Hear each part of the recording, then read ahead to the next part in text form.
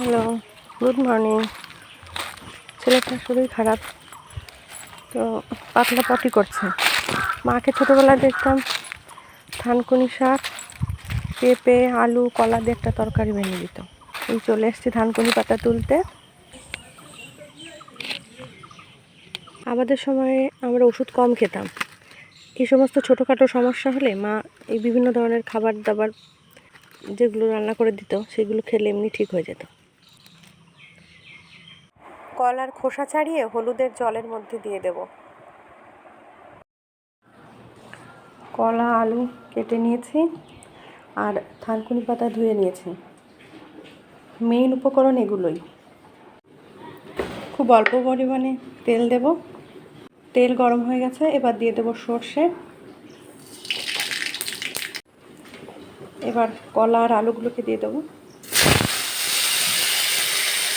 কলা কেটে হলুদের জলে ভিজিয়ে রাখলে কলাগুলো কালো হয় না, দেখুন কলাগুলো কত সুন্দর সাদা রয়েছে। আমি কলাগুলো কেটে হলুদের জলে ভিজিয়ে রেখেছিলাম। নুন দিয়ে অল্প নাড়াচাড়া দিয়ে ঢাকা দিয়ে দেবো। যখন সিদ্ধ হবে তারপরে হলুদ দেবো, কারণ আগে হলুদ দিলে কড়াইতে লেগে যাবে। পেঁপেটা একটু পেকে গেছে, নরম হয়ে গেছে, তাই পেঁপেটা একটু পরে দিলাম। পেঁপেটা একদম পাতলা করে কেটে দিয়েছে, যেহেতু গ্যাসে রান্না হচ্ছে। আর পেঁপেটা একটু পেকে গেছিলো, সেই জন্য আমি পেঁপেটাকে পরে দিলাম। কাঁচকলা, পেঁপে, আলু ভালো করে ভাজা হয়ে গেলে তারপরে শাকগুলো দিলাম।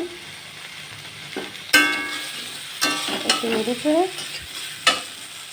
এবার দিয়ে দিলাম জল দিয়ে দুটো গোটা কাঁচা লঙ্কা দেবো, দিয়ে ঢাকা দিয়ে দেবো। হয়ে গেলে আমাদের তরকারি রেডি। এর জন্য দেবো, কারণ বাচ্চারা তো লঙ্কা খায়, অতটা খায় না, যেহেতু বাচ্চাটা অসুস্থ। ঢাকা দিয়ে দেবো, ভালো করে ফুটে গেলে নামিয়ে নিলেই তৈরি পেঁপে, আলু, কলা, থানকুনি পাতার তরকারি। থানকুনি পাতা, পেঁপে, আলু, কলার তরকারি রেডি। দেখতে খুবই সাদামাটা, কিন্তু এর উপকারিতা অনেক বেশি। আপনারা অবশ্যই একবার বাড়িতে ট্রাই করবেন। আর ভিডিওটি ভালো লাগলে অবশ্যই একটি লাইক, কমেন্ট ও শেয়ার করবেন।